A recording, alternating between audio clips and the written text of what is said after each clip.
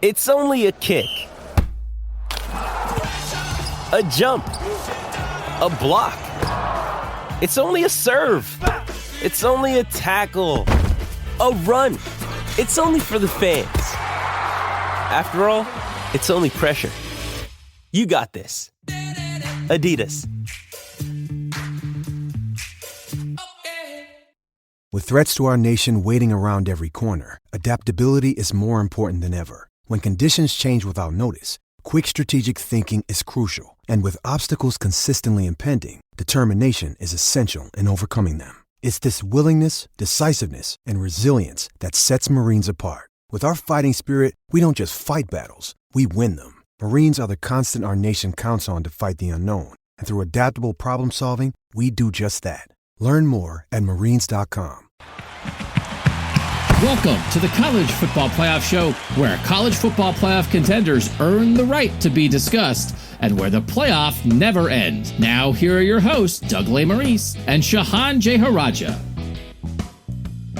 Back on the College Football Playoff Show, the final kind of preseason, even though it kind of started, the teams we worried about haven't started yet. So Shehan and I today will be making our playoff picks. Shehan, I'm so excited to hear who you are actually picking to make the playoff in the second half of the show. I feel like this is a little look into how our minds work, which is kind of why I'm nervous to give mine, because I don't really want people to know. But I'm like, this is what it's all about, isn't it? We're putting it on the line. Yeah, this is decision day in a lot of ways. This is the episode that in a couple of months, we're going to look back and either look really smart or really dumb. I have a guess which I'm going to look. But first, we are going to do in the first half of the show, the last team that deserves a great reckoning about whether they truly are a playoff caliber team, and that is the Cincinnati Bearcats. We have not done a group of 5 team yet. We had to do one. We kind of saved Cincinnati for this. They certainly made a run at it last year, had a really interesting year, have interesting opportunities. So as always, we'll get into sort of a deeper discussion about that. But off the top on the College Football Playoff Show, we make a 1-minute argument on either side. Should they be in the discussion or not? And starting off on the pro side is Shehan Jeyarajah. Well, look, no team has made the college football playoff from the group of 5. It's impossible to ignore that. But when you look at this Cincinnati team, their path is as reliable and consistent as I think anyone has ever been.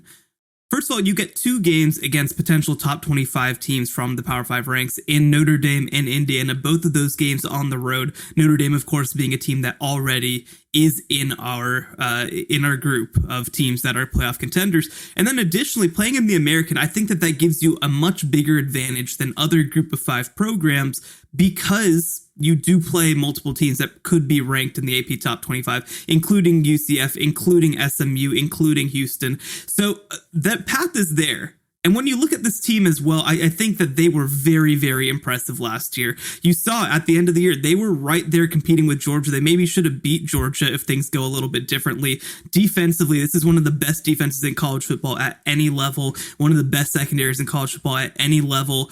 Ahmad Gardner at cornerback, one of the best players in college football at any level. So this is not a team that's just good for a team from the American. This is a team that is as good as any team in college football, and they deserve to be in the discussion.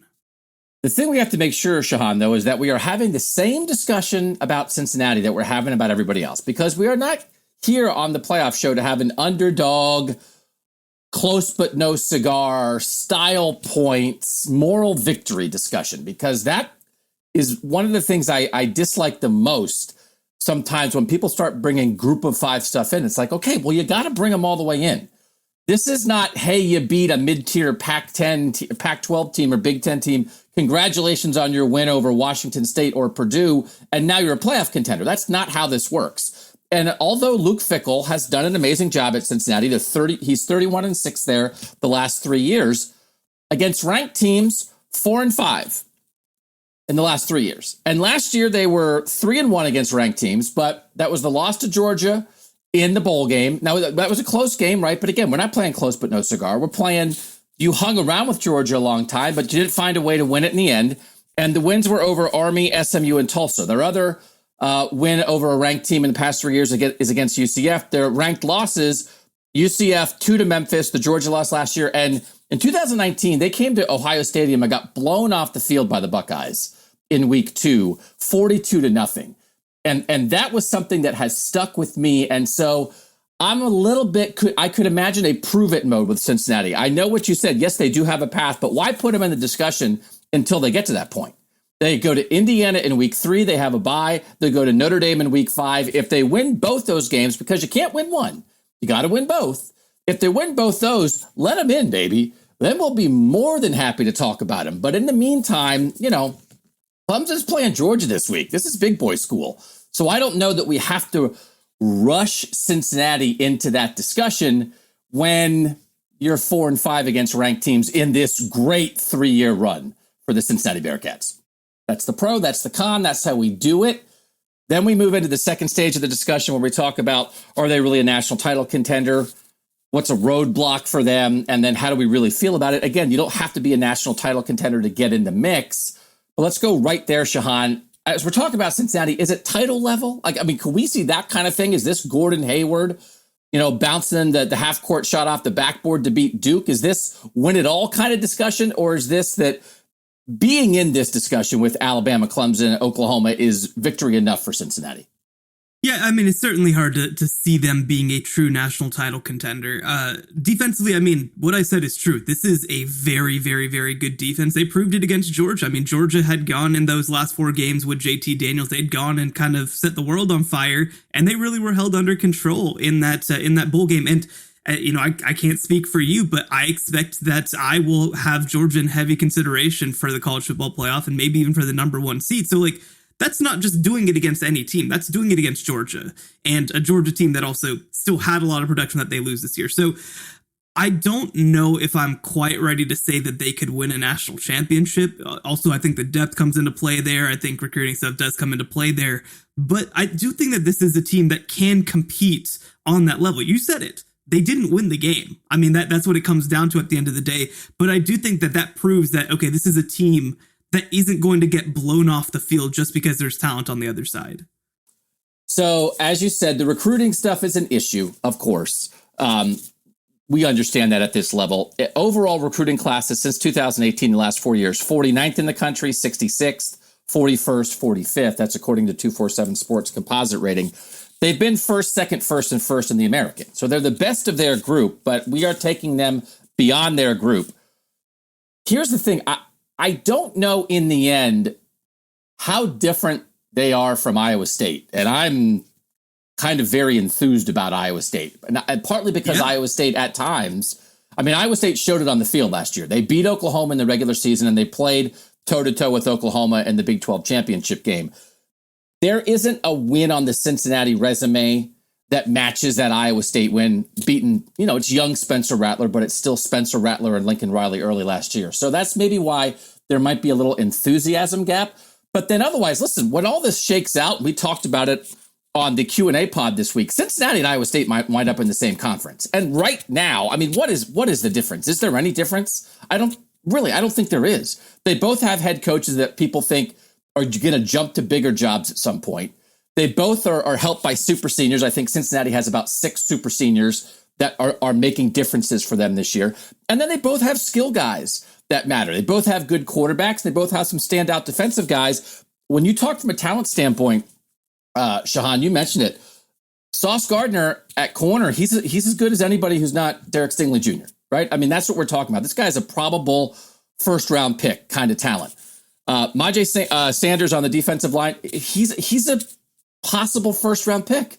He's as good as almost anybody in college football getting after the passer who isn't Kayvon Thibodeau, right? This is what we're talking about with these guys, that this is elite kind of stuff. And then to look a week ago, Shehan, on this podcast, we ranked the quarterbacks for the playoff contenders. And you don't get into that discussion for the ranking of a specific thing until you're in the discussion overall. So Cincinnati wasn't there.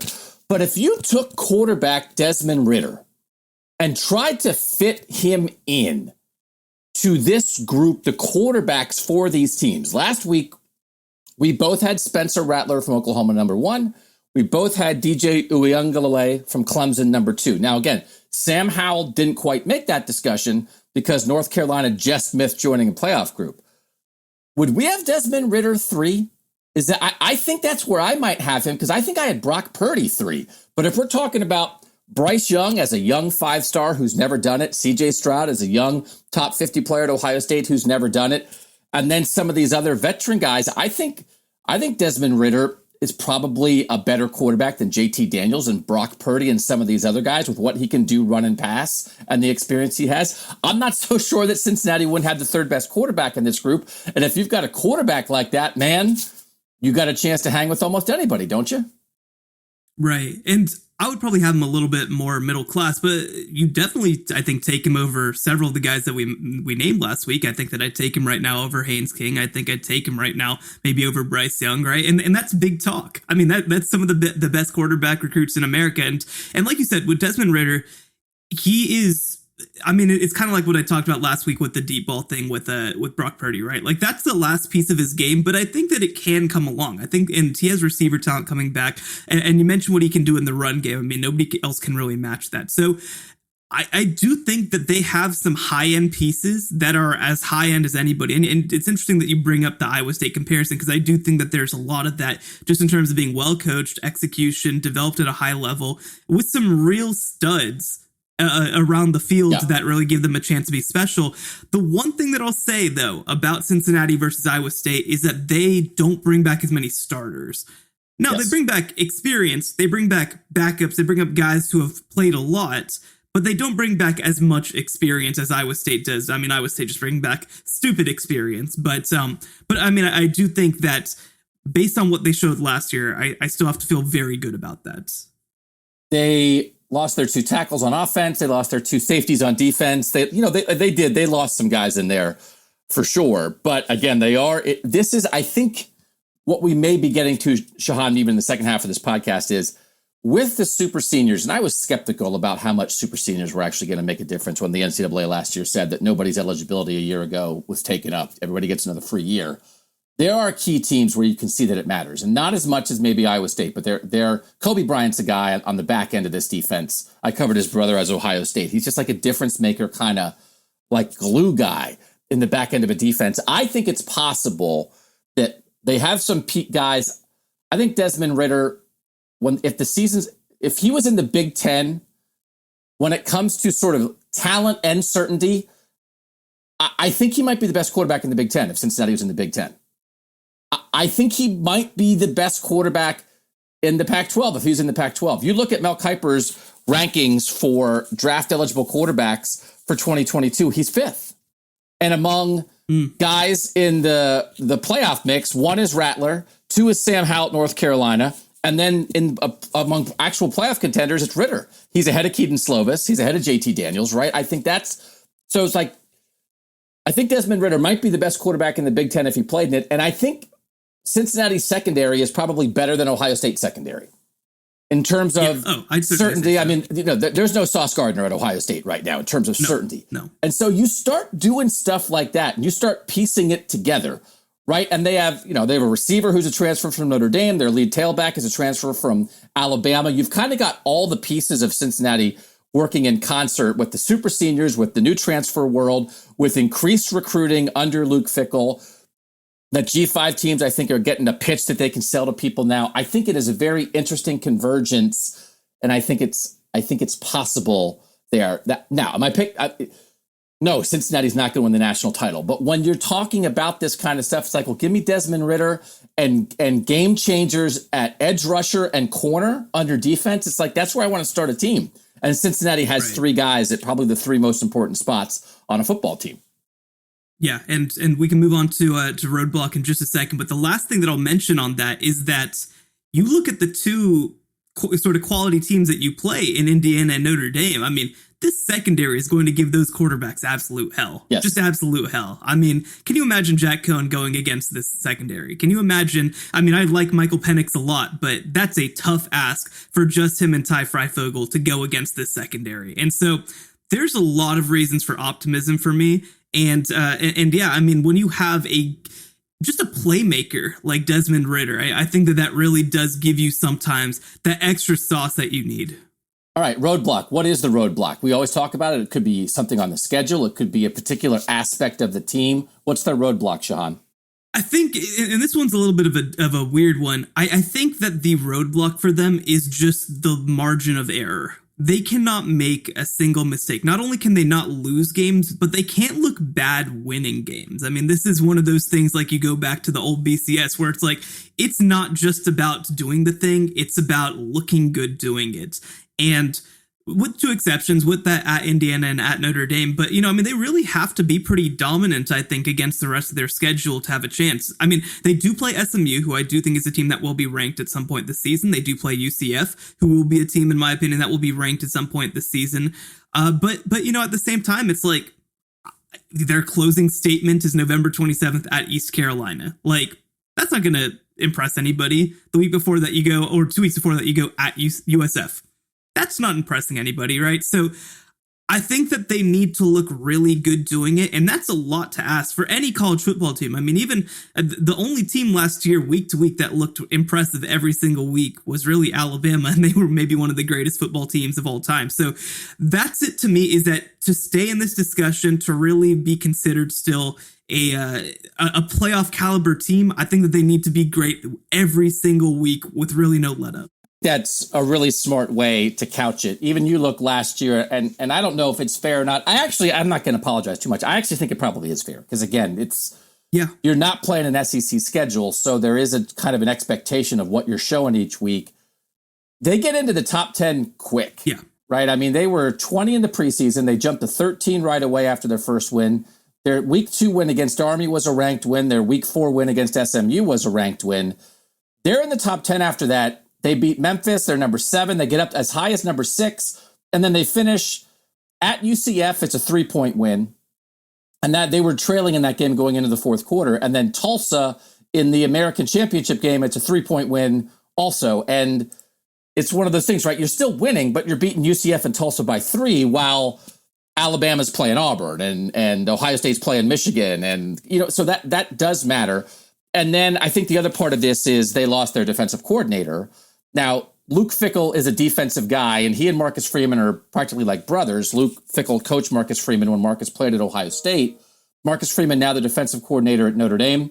Mike Tressel, who is Jim Tressel's nephew, came from Michigan State, is the new defensive coordinator at Cincinnati. But I think in the past 3 years, Shehan, Marcus Freeman got as hot as any coordinator on either side of the ball in college football. And so I don't think you can look at that loss and just say, no big deal. Coaches move, whatever. The guy went to Notre Dame. That has some effect. They say they're going to play the same 3-3-5 defense that Marcus latched onto last year. A lot of the same guys. And again, Luke's a defensive guy. So even Marcus was running a Luke Fickell style of defense. But between the need to be perfect and losing an assistant that good, that feels like something, right? Yeah, no, there's no question about it. I mean, we talked about Marcus Freeman last week or 2 weeks ago or whatever when we talked about Notre Dame. I mean, he is a legit type game changer there. And I mentioned on the show yesterday, Brian Kelly kind of mentioned offhand that he could be the next head coach at Notre Dame. That's how highly people thought of him. And anytime a new coordinator comes in, there's a level of transition. I mean, it's very rare that, especially on the defensive side of the ball, that things just click immediately. Now, when you have the experience and the talent that this team does, I think it's easier to look good. And the other thing, too, is that you do get a couple of games. You do get to play Miami and Murray State before you have to go to Indiana and before you have to go to Notre Dame. So, you get 2 games to get your feet under you. And when you have such an experienced team, maybe that'll be okay. But I think in some ways wish that they played those games later in the year so that they had a little bit more time to get comfortable. Now, I don't think it's going to be something that will ruin their season. I don't think it's going to be the reason that they lose those games if they do lose those games, but it's going to make the task a little bit harder. Again, just to recap again on some of the talent on this team, Josh Wiley, their tight end, number 5 in the Mel Kiper draft eligible rankings. Myjai Sanders, edge rusher, number 6. Sauce Gardner at corner, number 4. So that's 4 guys. I mean, there are teams. I mean, that's crazy. There are Power 5 teams who can't dream this year of having that many guys in the mix to be top 100 picks in the NFL draft. All right, let's get to how our strength of feeling about this team, whether it's high, medium, or low, before we reveal what it is. And I will say, I just want to lay this down off the top, Shehan. In general, when it comes to a group of 5 discussion like this, let's just have this out in the open first. Are you inclined to give a group of 5 team the benefit of the doubt or not give them the benefit of the doubt? I mean, I think that obviously I like an inclusive sport. I like teams being involved, but at the same time, if I'm going to have a discussion about a group of 5 team, I want to be realistic about it. You have to have that path. You have to have enough ranked games in front of you to be able to make a resume. I do think that in a lot of ways, we've talked before about having sort of a setup season to kind of set yourself up for the playoff this year to make that case. I do think that I don't want to talk about a team as being a legitimate playoff contender unless I feel like they're going to be a legitimate playoff contender. I could talk about them as a team that I feel like should be in the playoff mix and isn't, but I don't want to treat them as a legitimate playoff team unless I feel like there's a path, there's talent, there's experience, and I really think that they can do it. I am disinclined to do it. That I just think the week in, week out slog through the SEC, through the Big Ten, through the Big 12. But and then you get into some of it. It's like, well, I mean, even the middle of the Big Ten, is it that much of a slog? Is the ACC that much of a slog? Is playing Wake Forest and NC State and any different really than playing SMU and UCF? I mean, the bottom of the Pac-12. So, but I am disinclined to it in general. But there are some things coalescing here. You've often talked about setup years. The last 3 years, Cincinnati 11-2, 11-3, 9-1. They've kind of laid it down. So they are not an out of nowhere team. They've built up some equity. You talk about opportunity. They've got 2 ranked teams in the first 5 weeks of the season, but those ranked teams aren't Clemson, Georgia, or Alabama. So it's not as stark of a talent gap, but they're clear top 15 teams. And then you talk about talent peaks within sort of this baseline of, hey, the recruiting got better. You're in the 40s or whatever, but they have some NFL dudes on here. There's a lot happening. And then I think if you believe in Luke Fickell, a lot of people, he could have had the Michigan State job. He turned it down. People think maybe he'll be a Big Ten coach or an ACC coach in the next 3 years if he wants it. There are some things coalescing here, Shehan. So when you think about Cincinnati, are you high, medium, or low in terms of your level of what you think about them? Well, let's remember, this is about getting in the discussion. That's all this is. And so for me, I would say that I have a medium level of confidence. I mean, there's a lot of factors that go both ways. Again, we talked about it. It's hard to consider a group of 5 program at all because of how the playoff committee will treat them and also because of just the difference in paths. So I'm right there in the middle at a medium. I will say that a year ago, I was not really hearing the Cincinnati playoff talk, right? When there were as many undefeated teams as there were. And it's just one of those things. I know they were undefeated, but them being undefeated in a world where multiple teams were undefeated is just like kind of not it to me. That's just not a discussion that I am particularly interested in having when, you had 2 undefeated teams last year and some other teams I just thought were clearly better. And I just didn't think I wasn't as outraged when the committee had them lower in the rankings at the end as some people were. But I think right now I've firmed up my position on Cincinnati, and I'm a pretty high level about what I think about these guys at this point. After rewatching a lot of Desmond Ridder, after taking another run through their roster, I feel like I have a pretty good handle on what these guys are all about. So I'd say I'm high level, which means let's get to what we think. So, Shehan, do you want to go first? Do you want to be the anchor leg on this one? Sure, I'll go first. We'll see if the textures overturn me again. I am going to go ahead and vote them in. Okay. Yes, they will have opportunities if they aren't in to play their way in, but I don't think I need to wait. This is a team that went 9-1 last year, finished the regular season undefeated. They have that path in front of them. I'm willing to give them benefit of the doubt. We talked yesterday on the Q&A show about LSU, right? Like, I'm not willing to give a 5-5 team benefit of the doubt, but I'm willing to do that for a team that went 9-0 through the regular season with a couple of ranked wins. And so for me, I think that Cincinnati has as clear a path as really any group of 5 teams since 2016 Houston, I think it was, because they do have the combination of schedule. They have the combination of having a great year the year before. They have the combination of coaching talent. They have the combination of legitimate NFL talent as well. And so I think that everything's kind of coming together for them to really make a case for that 4th seed. And the other thing that I'll mention too, and we'll get into this in the second half of the show, is that I think that there is a chance that there is some real chaos with that 3rd and 4th spots. And so I do think that opens the door to us at least thinking a little differently to where, look, if you go 12-0, 13-0, I think that it's going to be a stronger case this year as a group of 5 team than maybe in previous years. I think that's an excellent point that I completely agree with. I am also anticipating a beautiful mess. And in that situation, it's just different to me than when you were trying to put Cincinnati in a discussion a year ago when Alabama and Ohio State were undefeated and Clemson's only loss was in overtime at Notre Dame without Trevor Lawrence. And it's like, oh, what? And then, Notre Dame had a win over Clemson, even if it was kind of a weird one. It's still they beat Clemson, and Texas A&M was a really good team. And it's just, it didn't match up in the end a year ago. But I'm going to go ahead and put them in as well, because I think everything's here. And if they only had 4 of the 5 things, I think I might be out.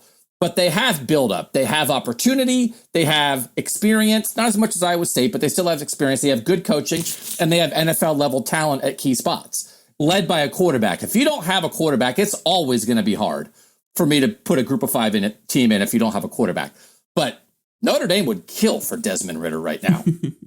Oregon, if Oregon had Desmond Ridder, Ohio State would be, I think, very worried about Oregon coming to Columbus in week 2. So when we ran through those quarterback rankings, he's a game changer, man. He really has a great package of skills combined with a ton of experience. They've played him and built up to this point. So I think it's pretty cool. I don't need to wait. But the other thing is, Shehan, I think one loss and they're out. Yes. Once we get into the regular season, we're going to be kicking teams out on this show, just like we're letting teams in. As you said, there's no room for error. So you're in, now go undefeated. And if you go undefeated in a world where I think we both think it might be difficult for a lot of these Power 5 teams to go undefeated, it could get really interesting at the end of the year. But don't lose to SMU and then say, well, we had a bad Saturday, because that's just not a right that a group of 5 team gets in this world right now. Shehan, the Texters, what do you think they went? It was 56% to 44% in the vote. Cincinnati's already in, but what do you think the Texters said? I bet that they voted them in. I think that they saw what happened last year. I think they saw them hang with Georgia as well. I think that they voted them in. They did vote them in. Look at that. How about that? So Cincinnati, congratulations, unanimous admission as the 10th team in our college football playoff show discussion entering the season. Cincinnati joins Alabama, Clemson, Ohio State, Oklahoma, Texas A&M, Georgia, Notre Dame, Oregon, Iowa State. Those were the 9 before. Cincinnati makes it 10. That's the group we will take into the season. We can go as high as 12. So, teams early on, you have an impressive win, you have a chance to get in, and these other teams, nothing's assured. So you lose the wrong game, you might get kicked out. Shehan, you kind of thought they'd make it, right? I mean, you acted like, I'm unbiased about group of 5. You are a soft-hearted, inclusive group of 5 dude. I knew you were going to be in love with the Bearcats. Well, I think that's something that we've learned over the last couple of weeks is that, man, you toss some plucky underdogs my way, I'm all for it, and you toss some not plucky, not very good power programs, and I'm out on them, right? So, but in all seriousness, I mean, Cincinnati, I think that we saw what they could do last year, and just for me, right? Like I did get to cover the Cincinnati live last year one time. They played SMU, and SMU, I mean, I would consider them in terms of quality to be about a mid-tier Power 5 program, right? I think it's about that. And so they got their butt beat in a way that I have not seen SMU lose in a very, very long time. So it was very impressive to me. They completely shut them down. So, I think that they certainly deserved a spot in our college football playoff top 10. And I will say that I'm probably the one that had the harder sell for Cincinnati to get in, and I fell in love with them too. All right, Cincinnati is in, and next on the College Football Playoff Show, Shehan and I will lay it down and make our playoff picks, the 4 teams that will make the College Football Playoff. We will be right back after this. Back on the College Football Playoff Show, if you want to be a tech subscriber, 817-442-6789. You get texts in your phone from Doug Lesmerises and from Shehan Jeyarajah of CBS Sports, dropping the knowledge on you. Make sure you are following Shehan and his new gig with CBS, which is awesome and cool and exciting. And we're putting it down. We're going to say who we have in the playoff. I'm excited. I think we agree it could get messy. It has not been that messy, Shehan. Just to double check, I was just looking back through, last year, Texas A&M, 5th, they had some backers, but I think most people kind of thought, Cincinnati had some backers. It was kind of clear that Notre Dame was the fourth team.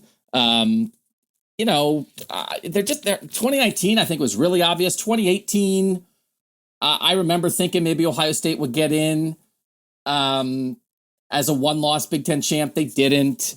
2017, it was Ohio State was out again as a two-loss champ. But 2014, Shehan, obviously, as we've talked about on the show, was like quite controversial with Baylor and TCU. I think maybe we have a chance this year to be as controversial as it's been in the end since year one. Yeah, no, I definitely think so. I think for me, there's a pretty clear top group in my top four, and I think the bottom's going to get really interesting because when I'm doing this, I'm trying to run through scenarios, right? I'm trying to think through like, okay, well, if this team wins this game, if this matchup goes this way, this is how this team gets to number 1 or number 2 or number 4 or whatever. And there's a lot of scenarios. I mean, one game that I'll point to that I think will really shape this discussion does happen in week 1. I think that Georgia-Clemson game is really going to shape in a lot of ways the path to the playoff and the path to the number 1 seed potentially. So I think that this has a chance to be as competitive a year. And I've mentioned it time and time again, but seriously, like the fact that all the top teams lost talent and everybody else brought everybody back, it's going to be fascinating. I think it's going to really make things interesting. And I think that it could have an impact on our playoff discussion. The first 4 years of the playoff, there were 3 undefeated teams among Power 5 conferences combined in the first 4 years of the playoff. The last 3 years, 2018, 3 undefeated teams, 2019, 3 undefeated teams, 2020, 2 undefeated teams. So when you have that in this era, I mean, they're in, right? I mean, an undefeated Power 5 team is in. So you think about how much easier it's been the last couple of years. I think we could, in 2017, there were none. There were no undefeated teams in 2017. I think we could be back at that threshold. And if you would add an undefeated Cincinnati from the group of 5 into a world with no undefeated Power 5 teams, that is beautiful chaos, Shehan. And I absolutely think that is on the table. As we've talked about continually on this pod, what you just said, the top might be a little down, the second tier might be a little up, and that might create a group of 7 to 9 to 10 teams. For instance, the group we have on our show, that might be at a very equal level to each other. Yeah. I think it's going to be a lot of fun to watch. And I think that this is a great first year to have the college football playoff show. We couldn't have planned it better. Thanks to Clemson, Alabama, and Ohio State for losing their first round draft pick quarterbacks this year to make our show interesting. All right, let's get into who we think is barely gonna miss, because my barely gonna misses are gonna light your hair on fire. I am putting myself out there. I am not. I just would like to repeat for the record, or for people who don't know me and are hearing this for the first time. When I say something insane, it is not a hot take. It is just my weird opinion. Do not think I am doing this for ratings, because you are going to berate me and mock me when I'm wrong. Why would I do this to myself? It's real. This is a real human being's opinion, no matter how ludicrous it might seem, Shehan. So I will start off with the team that would be my first team out, and it's Clemson. Wow. Okay. That's a hot start. That's a real hot start. And the reason is because in my scenario, and I scenarioed the heck out of this thing, baby. Like, this is a very specific 1 in a million thing for all my stuff to come together and create my top 4. But I am who I am. What am I going to do? That is Clemson losing to Georgia, running the table from there on out, and that not being enough. That a 1-loss ACC champ is not enough. And it is from a world where, for instance, in 2018, a 1-loss Big Ten champ for Ohio State was not enough. Now, that was a bad loss to a bad team for Ohio State. This would be a good loss to a good team. That's a different bird, right? I understand that. But I just don't know if this is what you talked about, Shehan, right off the bat.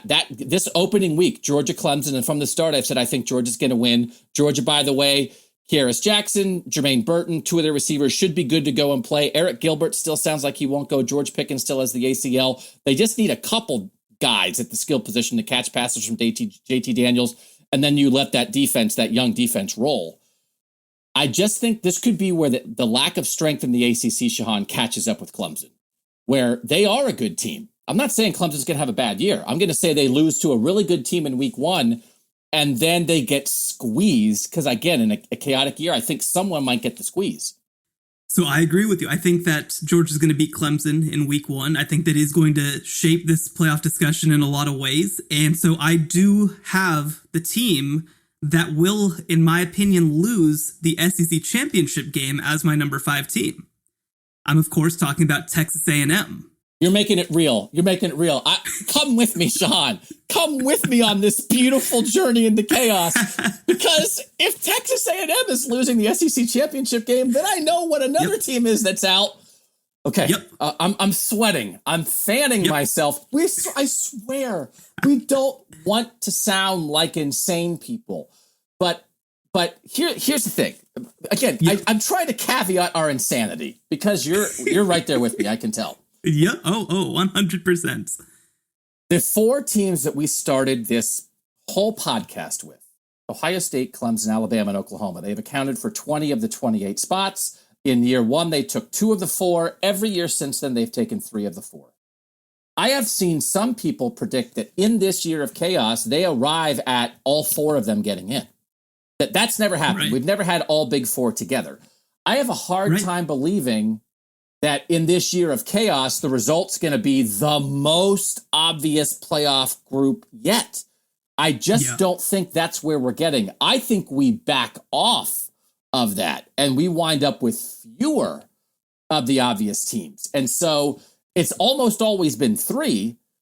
I can't believe you would go 4. I'm more in the range of 2 of those 4, right? So that's where this is getting a little bit hairy. But Shehan, we're all so conditioned to see these teams year after year because it's Clemson and Bama 6 out of 7, Oklahoma and Ohio State 4 out of 7. Basically, it's been Alabama and Clemson every year, and then Oklahoma and Ohio State sharing a spot, and then one outlier. That's the playoff. We're so conditioned to that. Anything outside of that sounds zany, but it feels like you and I are both headed towards zany.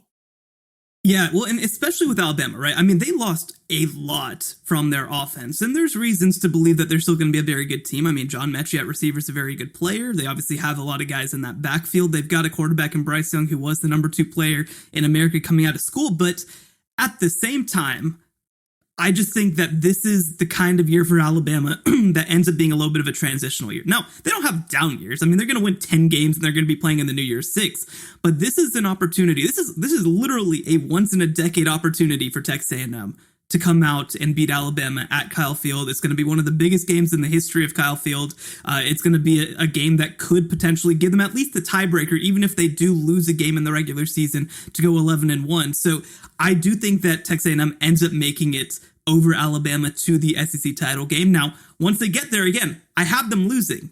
And I have them as the first team out, but it does mean, yes, that Alabama looks more like an 11-1 or maybe a 10-2 team with a tiebreaker. So Clemson's my 5, Texas A&M is my 6, Alabama's my 7.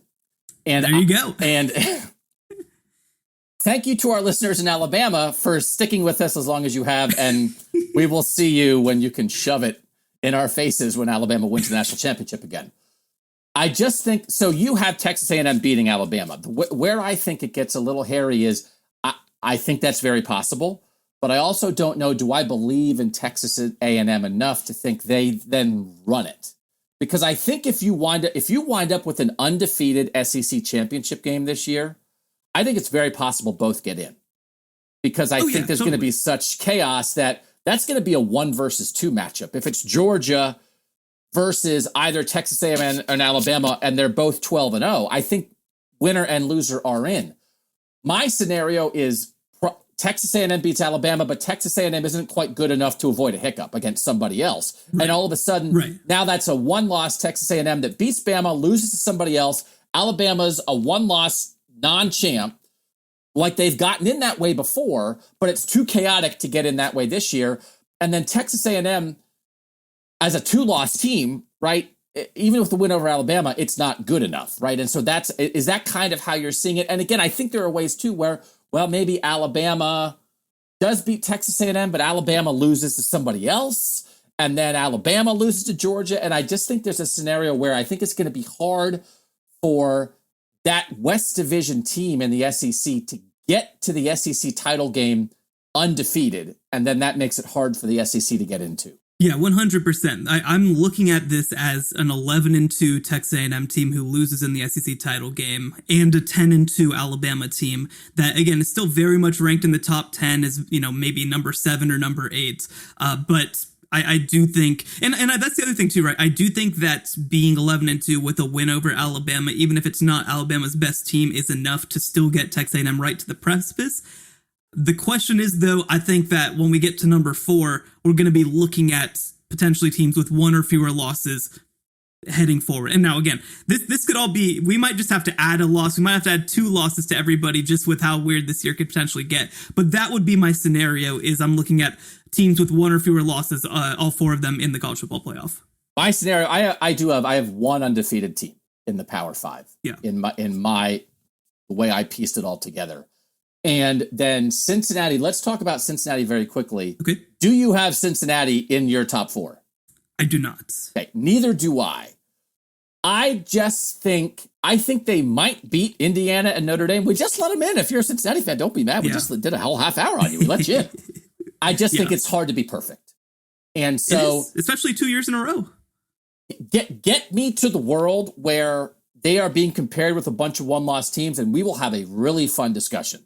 I just think it's going to be hard. And if they have 1 loss and they're in a big mishmash of 1-loss teams, it's like 1-loss Bama or 1-loss Cincinnati. It's like, what are you talking about? I mean, there's not a 1-loss A&M or 1-loss Cincinnati. It's just they have to be perfect to have a chance, and I just think that's a big ask. Right.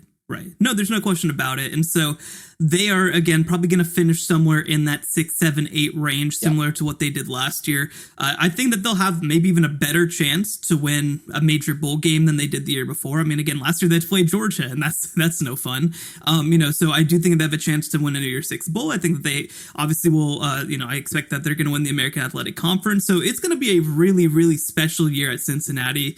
But I do think it ends up being somewhere more in the finishing in the number 7 range. All right, so we're spending. This is a good. We had to lay it down because it's like, oh, who's not in? The most famous teams.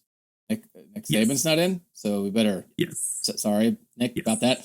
All right, who is in? This is not the college football playoff show. This is the college football playoff show. So who is your number 4 seed for the playoff, Shehan? Like I mentioned, you're going to have Georgia Clemson in week 1. That game will really shape, I think, the college football playoff. And I have the loser at number 4. I have Clemson. I think that this will be potentially their only loss. They'll finish the season 12-1. They'll easily beat North Carolina in the ACC title game. Maybe it needs to be a dominant performance against North Carolina to really cement their ticket.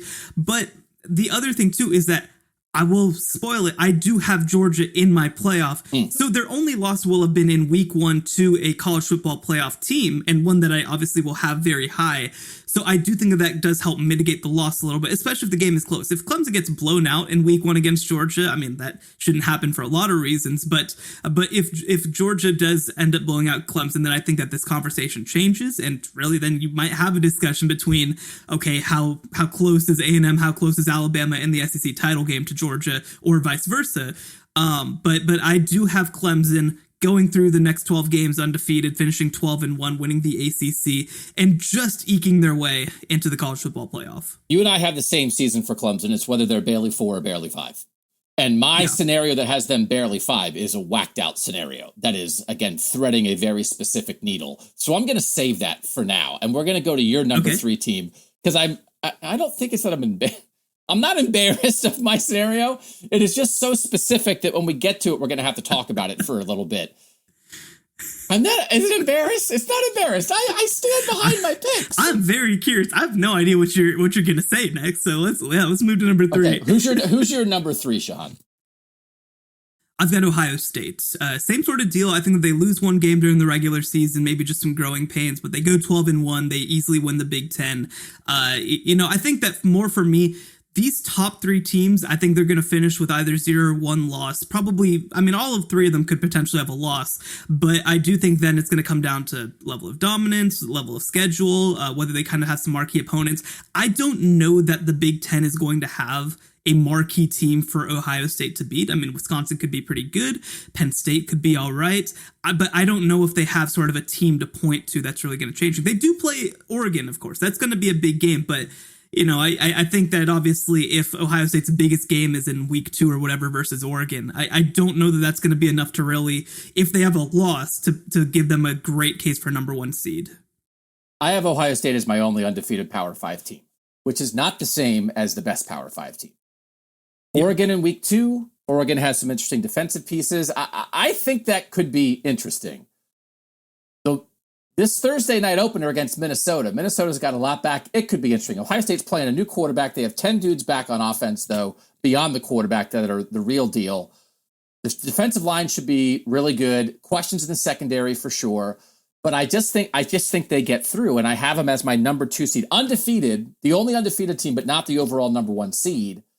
And I do think, again, with what you're talking about with their schedule, Shehan, if they have a loss in there, I think we'll get a sense maybe this week of who the second best team in the Big Ten is, because Indiana and Iowa are playing, and Wisconsin and Penn State are playing. And so Ohio State's playing Indiana and Penn State in their division, and then it's probably going to be Iowa or Wisconsin as the West champ in the title game. So, and they don't play either of Iowa or Wisconsin in the regular season. We'll get a better read on the Big Ten very quickly.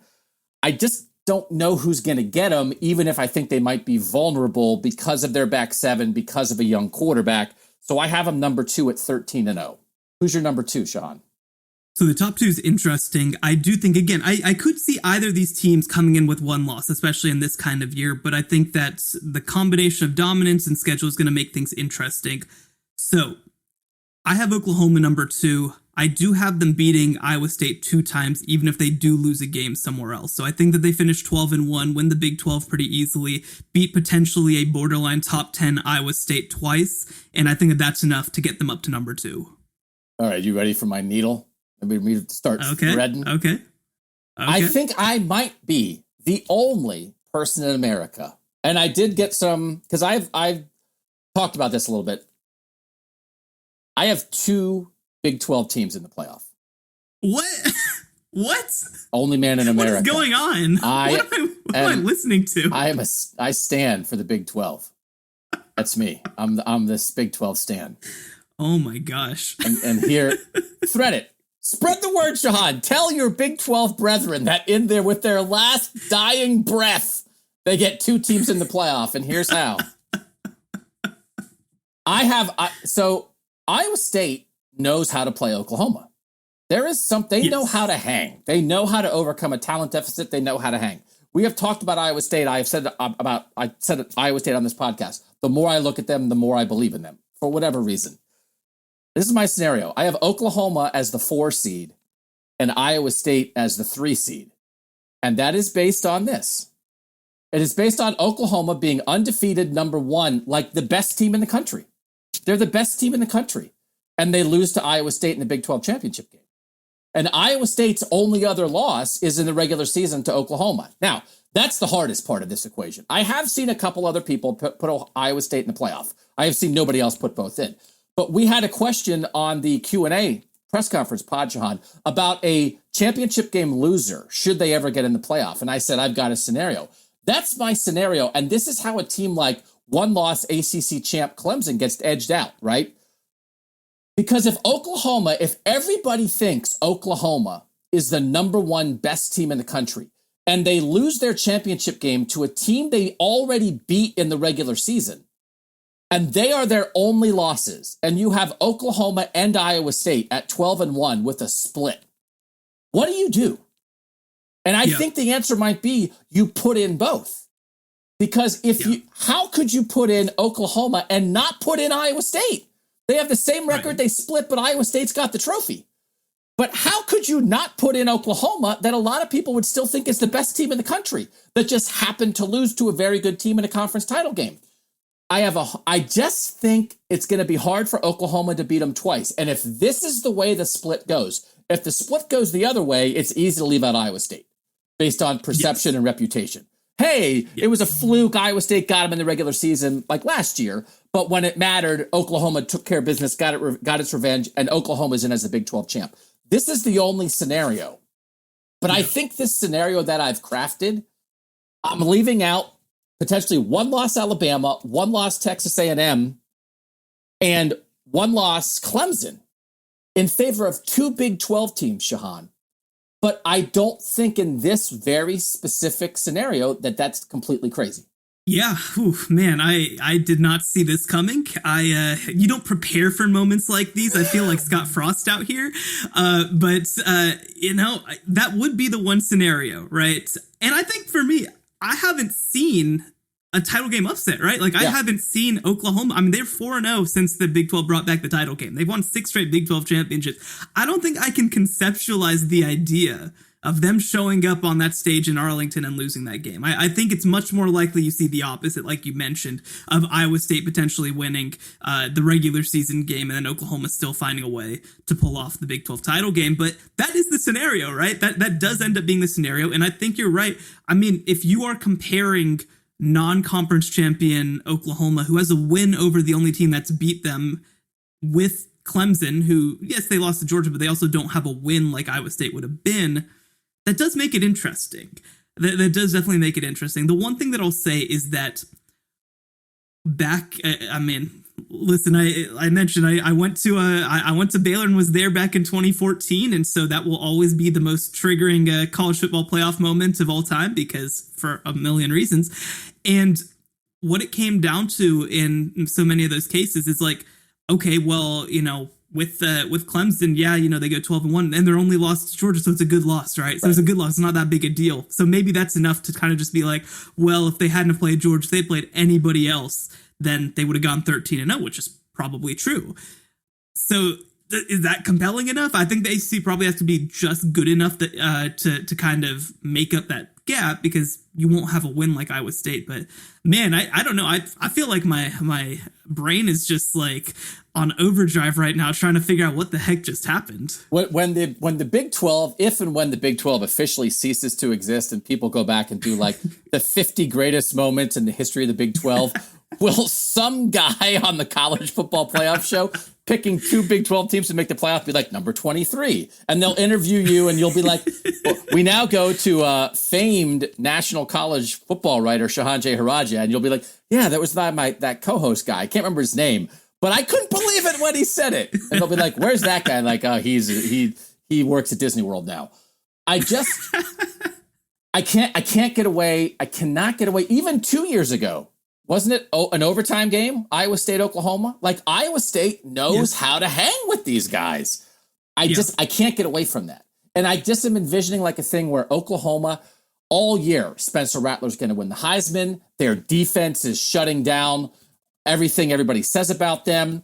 And they get a little fat and happy, right? That you're 12-0 and all this chaos where everybody's beating each other. It's like, well, we know what's a sure thing. Oklahoma's a sure thing. They have to go play Iowa State. Here we go. And then here comes Iowa State, which a bunch of guys who have been there before, who know how to hang with Oklahoma, who, by the way, have some talent. And it's just what I came up with. And once I think I did it like you, Shehan. You go through and you say who you think's going to win the games. And then once I came up with, this is who I think wins and loses, how do I think the playoff committee would assess them? This is where I landed. Because I think the committee, I think there would be people in that room who would want to put Oklahoma in. Because I think they would have an argument. I think they're the best team. I think they're going to win the national championship. How can we not have them in? But then how can you not put in the team with the same record that split with them that has the trophy? And that's how you wind up with two. It's almost a reluctance to put in Iowa State. Because if you put in Oklahoma over Iowa State, you may as well stop the playoff. People are going to be like, results don't matter, championships don't matter. So the result is that Clemson gets the squeeze, which I said at the start. Somebody gets the squeeze here. Okay. Doug, you're okay. You're going to make it. All right, so Oklahoma is my 4, Iowa State is my 3, Ohio State is my 2. You have Clemson 4, Ohio State 3, Oklahoma 2. Shehan, who's your 1? Do we have the same number 1 overall team in the Georgia Bulldogs? We do. Look at that. Look at that. Like we mentioned, we have Georgia going and beating Clemson. And the thing is, too, if they beat Clemson and Clemson still ends up going 12-1, I don't think it's that big a deal if Georgia does go and lose a game in the regular season, lose to Florida or whatever, right? Because you'll have an opportunity to make up that loss in the SEC title game, and you will have a better win than anybody else in the country with a win over Clemson. Yep. And so From that perspective, I think the committee would give Georgia a lot of respect for beating, again, either Alabama or Texas A&M. Obviously, the SEC game, you'd expect, regardless of who's on the other side of it. I mean, heck, if LSU's on the other side of it, if Ole Miss is on the other, who cares? That's going to be a play-in game. Whoever wins that game is almost certainly going to be playing in the college football playoff. And so if Georgia wins that game and they have the win over Clemson, I think that's better than what anybody else can bring to the table. And so I think that they come in as the number 1 overall seed. I agree, and I have them with a loss that I don't know exactly what it is, but it's something. And I'm just throwing some losses out because when we've talked about these undefeated teams, it's these blue bloods that have been through it going undefeated. And if all of a sudden we're getting a little, we see a slight vulnerability with Clemson, Alabama, Ohio State, whatever, then you're relying on, we think these other teams can win big games, but are they going to be perfect? It's hard to be perfect, man. Come on. It's hard to be perfect. So I have Georgia 12-1, but seeded higher than Ohio State because their wins in the SEC champ, a 12-1 SEC champ that also beat Clemson is more impressive than an undefeated Big Ten champ. Let me double back on the crazy thing I said before about the thing that I said before. Because in the end, by the way, when they get in that room, it's not that they'd be letting in. It's not a Big 12 discussion. It's an Oklahoma discussion. And Oklahoma's a blue blood. Right. So, it's like Iowa State's already in. They're the one-loss Big 12 champ that just knocked off undefeated number 1. They're in.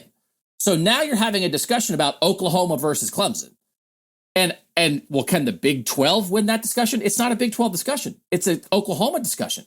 Can Oklahoma win that 4th spot as a one-loss team over Clemson or Texas A&M or Alabama? Yeah, I think with what Oklahoma has been, and if you think this is the best of Oklahoma, then I think they can win that breakdown, and that's how you get to that. So we wind up with the same number 1, and we wind up with 3 of the same playoff teams. We both have Georgia in, we both have Oklahoma in, we both have Ohio State in. You have Clemson, I have Iowa State, and then we both have like Texas A&M and Bama sort of right on the fringe. So we are pretty much in the same realm here. I want to make sure I get your quick Iowa State take on this because you do know Iowa State better than I do. By the way, if Iowa State could lose to Iowa in week 2 and this whole thing blows up because that's right. I mean, like Iowa State has to be perfect, look awesome, except for the Oklahoma loss and then get it back. So talking about no room for error for Cincinnati, Iowa State would be in the same boat here. Do you just think they're going to get tripped up by somebody along the way because it's hard to be perfect? Yeah, I mean, I think that the thing that you say about the Big 12, right? I mean, everyone talks about the top. I think the middle is really good. And we haven't seen the same team play in the Big 12 title game twice since they reinstituted it back in 2017. I mean, you went TCU in 17, Texas in 18, Baylor in 19, Iowa State in 20. We haven't seen the same team twice. Now, that will probably happen this year because I do think either TCU or Iowa State will probably be that team. But it's a tough path. And the other thing, too, that you mentioned is that last year, Iowa State, I think that they played 4 one-score games. And so it's not, I don't think it's as much of a guarantee as like an Ohio State, right? That they just go and run through their schedule or that Clemson kind of goes and runs through their schedule. So I think that there's more room for I guess it's the opposites. There's more potential error there. And again, when you're a team that executes as well as they do and relies on execution as much as Iowa State does, I think that the floor is just a little bit lower. Now, again, I have them playing in a New Year's Six game. I do have them playing in the Big 12 championship game again. I have them, again, losing to Oklahoma a couple of times. And that's a great year. That's a really, really good year. But I do think that when you're asking them to go through those 11 other games undefeated, that's a lot to ask. And I do think that they will beat Iowa finally. I do think they will have a chance to beat Oklahoma once potentially, but it's just hard for me to imagine that they're just going to run through the rest of that schedule. This is like a Michigan State 2015 scenario where it's just stuff comes together. Who would have expected that Michigan State would go in to Columbus and beat the defending undefeated national champ? But they did it, right? Because they had a couple dudes and they had a good secondary. They just had a game plan. They had a good coach. And I think that's the Iowa State path here. So then my semifinals are Georgia, Oklahoma, Ohio State, Iowa State. Your semifinals are Georgia, Clemson rematch and Oklahoma, Ohio State. Do you think the committee would do any hanky-panky to try to avoid a Georgia, Clemson rematch?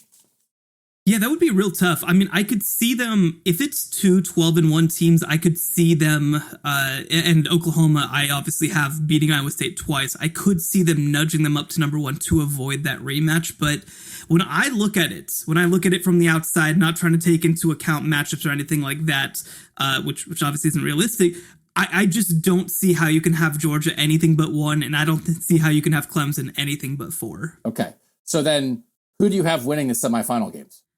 I have Clemson winning the rematch over Georgia. I think that Georgia's lucky that they get Clemson in week one, right? Okay. I think that that's going to be a big opportunity for them. I think that they're a more experienced team and Clemson is going to be a little young. But by the end of the year, I mean, we talked about this defensive front, man. This defensive front is going to be maybe the best in college football. And then when you get DJ a little bit more time under center, when you get some receivers coming along, when you know what you've got at running back, maybe you have Will Shipley kind of taking over full time at that running back position, I think they have a chance to be really, really good. So I think that Clemson ends up taking the rematch over Georgia. Beating a team also twice is really hard. And in the other game, Ohio State, excuse me, it's a tough one, right? Because I think that you've got two of the best offenses in the country. I think that actually the thing that ends up making the difference in this game is I think that Oklahoma is going to still be further along as a defense. I think that they're going to have a chance to be really dynamic. I think that they're going to present a really good test for those great Ohio State offensive tackles. And at this point, I just think that Oklahoma has a better quarterback. I think that Spencer Rattler could potentially win the Heisman Trophy. I think that while their receivers aren't quite as good, I think they have a lot of upside. And so I do have Oklahoma finally, at long last, beating Ohio State and winning a college football playoff game. You and I have spent too much time together because I also have Georgia as the 1 seed losing the semifinal. So my scenario is Oklahoma is the best team all year. They lose the Big 12 championship game because I think someone just said it's hard to beat a good team twice. I think someone just said that. It is 5 seconds ago. But then Oklahoma does get in, and then Oklahoma beats Georgia. And like Georgia, we conjure the great Georgia talent, but can they get over the top? They get rattlered, right? I don't know what else to tell you. Oklahoma has the better quarterback in that game. The Oklahoma defense is good enough. And then Ohio State is like, wow, no offense to Iowa State, but we get Iowa State in a semifinal, and then it's just it's just talent. I mean, it's just, and then right. Iowa State doesn't have Ohio State's number the way that they've learned to play Oklahoma the past 3 years. And it's just a talent matchup. And so Ohio State beats Iowa State. And so you wind up, your national championship game is Clemson, Oklahoma. Mine is Ohio State, Oklahoma. So who's your national champion, Shehan? When we started this show, we said that we're going to take chances. We're going to speak our mind, right? We talked about this a few weeks ago when the AP poll came out, right? It is easy and it is lazy to put a team like Alabama number one just because they were good before. You have to project. You have to say what you think is going to happen. You have to say what you think is going to be different. So for the first time since Y2K, I'm going to have the Oklahoma Sooners winning the national championship. What a rare, bold prediction by Shehan that I also agree with. Oh, yeah. We wind up in the same. We both have Georgia as the 1 seed and Oklahoma as the national champion is where we wind up on this thing.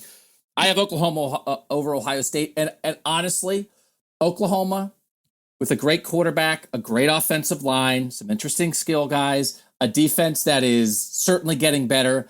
I think in the Doug threading the needle, and a lot of it for you too, I think both of us would have Alabama and Texas A&M sitting at home. I also have Clemson sitting at home. I think they would all watch the national championship game and say, we're better than those guys. And maybe be right. But that's not the question. It's not the same thing as who's the best team and who's the national champ. It isn't always the same thing. I don't know. And as much as I say I think Oklahoma is going to be number one and look the best and then have an upset, whatever, I don't know who the best team is. I just think I'm just making a pick for the national championship. I'm not sure there is a best team, but I can't just lean to the obvious with Alabama and Clemson, which has been the obvious lean since we started this thing, just based on playing a younger quarterback, especially the NFL draft exodus at Alabama. I'm still not exactly sure about the Clemson run game. There's enough little stuff that I just think it's that kind of year. Which is why I think if you're looking for a lightning in the bottle moment in year 8, that's why I went with Iowa State, because I think it could be a lightning in a bottle kind of year, Shehan.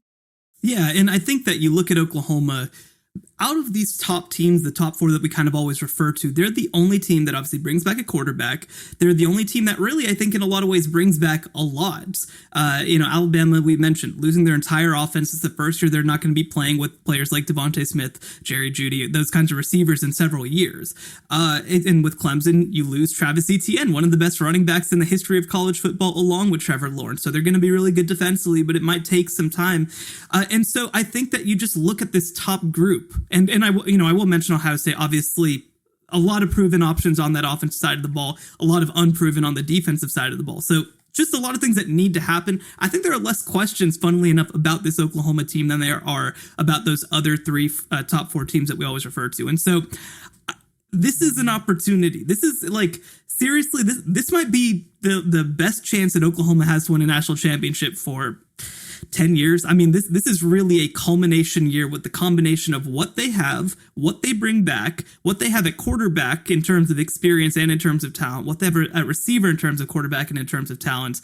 In terms of coach, I mean, I think that Lincoln Riley is going to keep being pursued by the NFL year after year after year. Like, this is a culmination year, and then you also get it in a year where those other teams are maybe slightly down versus the rest of the field. So a lot has to happen, but we didn't start this show to just go with the pack and say that Alabama's going to win everything. But again, we're not doing it to be cool. It's just what we think. My top 4: Georgia, Ohio State, Iowa State, Oklahoma. Shehan's top 4: Georgia, Oklahoma, Ohio State, Clemson. National title game, I have Oklahoma over Ohio State. Shehan has Oklahoma over Clemson. Those are our picks for the college football playoff on the College Football Playoff Show. Again, a lot of great games this weekend. And again, we are going to start thinking about kicking a team out each week as we usher teams in. We are at 10 right now. We can go as high as 12. We will not go over 12 no matter what. But we have some teams on this first weekend. As Shehan said, Georgia, Clemson, huge game, as we see. For the whole playoff is happening right here in week 1. Miami, Alabama is going to tell us something. That's a big game in week 1. I mean, I don't know how many people are picking Miami to win that game, but it will tell us if any of this Alabama vulnerability idea is a facade and we're nuts, or if there's actually something to it. We'll try to figure out. I think we'll have a long way to go in figuring out the second best team in the Big Ten, which might enter the playoff picture after this week. So some interesting games. But when we come back, we got to do what we always do, which is get a little personal on the College Football Playoff Show. We'll do that next with Doug and Shehan.